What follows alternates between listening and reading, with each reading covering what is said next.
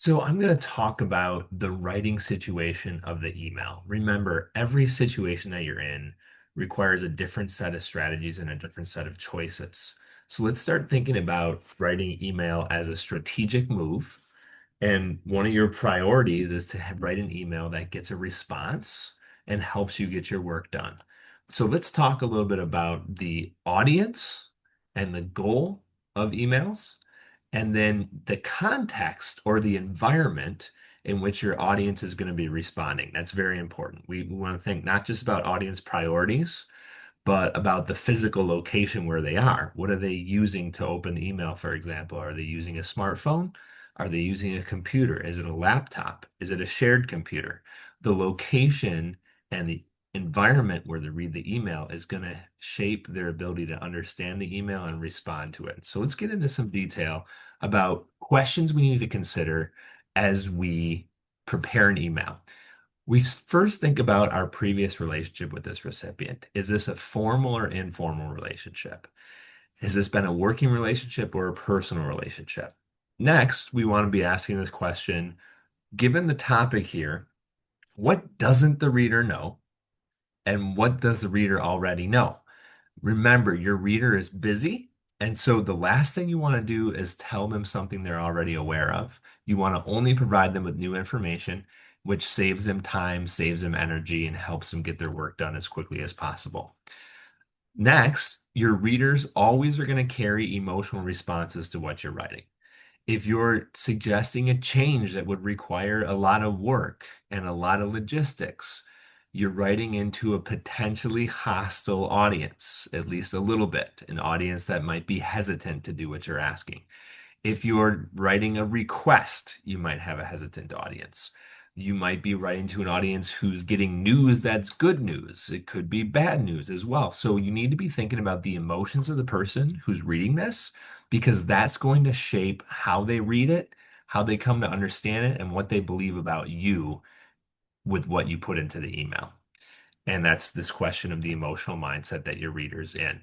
And then I talked about the physical location and how will that affect their ability to understand what you're saying and to get back to you quickly. So, for example, if you're writing on a Monday, if you send an email on a Monday morning to a professor, don't expect to get that email responded to right away.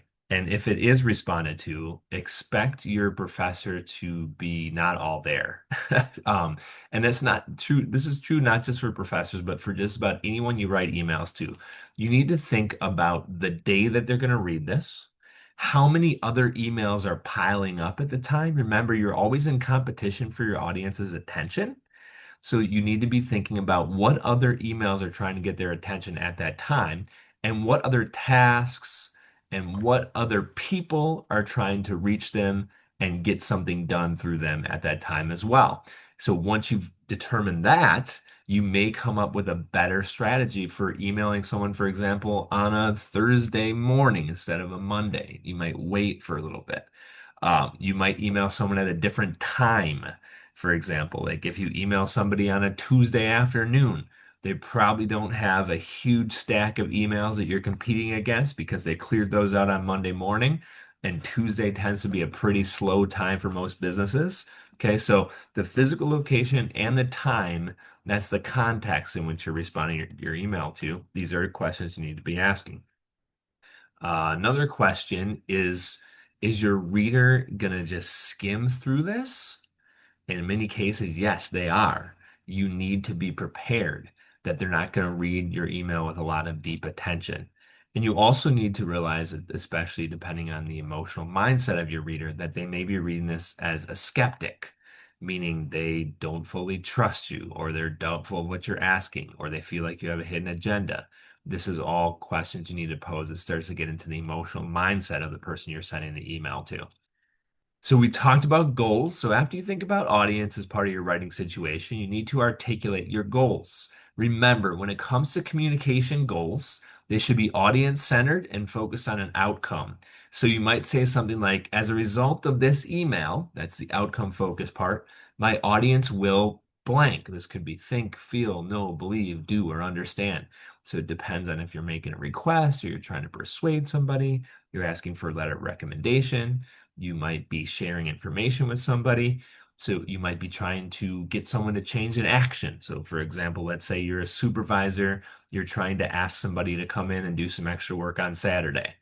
Okay, so you might say, as a result of this email, Mark will believe that coming in on Saturday will be enjoyable and profitable for him and choose to come in on Saturday. Okay, that's what you want. That's the outcome. Once you determine that outcome, you make choices in the email, the subject line, the content, the tone that will help you achieve that outcome of getting Mark to come in on a Saturday. Now, remember too that your communication goal fits into a larger umbrella of your business goal. Every message you write, every email you write somehow contributes to an organization increasing profit or decreasing costs, increasing market share or decreasing time to market, increasing retention or decreasing risk. So your communication goals situated within that business goal. And before you write the email, you need to think about both the end result of what I'm trying to attain through my audience and how this message contributes to the larger values of my organization. We need to remember that given that you're writing to a busy, overwhelmed business audience, they have a lot of emails, so they're not going to be able to give you a lot of attention. You need to make strategic choices based on that. Bold headlines, bullet points, short focus paragraphs. Remember too that the very tool that people use to check email allows them to scroll quickly through things. So they're going to read your email quickly. So what can you do, given that they're going to read your email quickly, to make sure that they still understand what you're trying to say and do what you're trying to get them to do?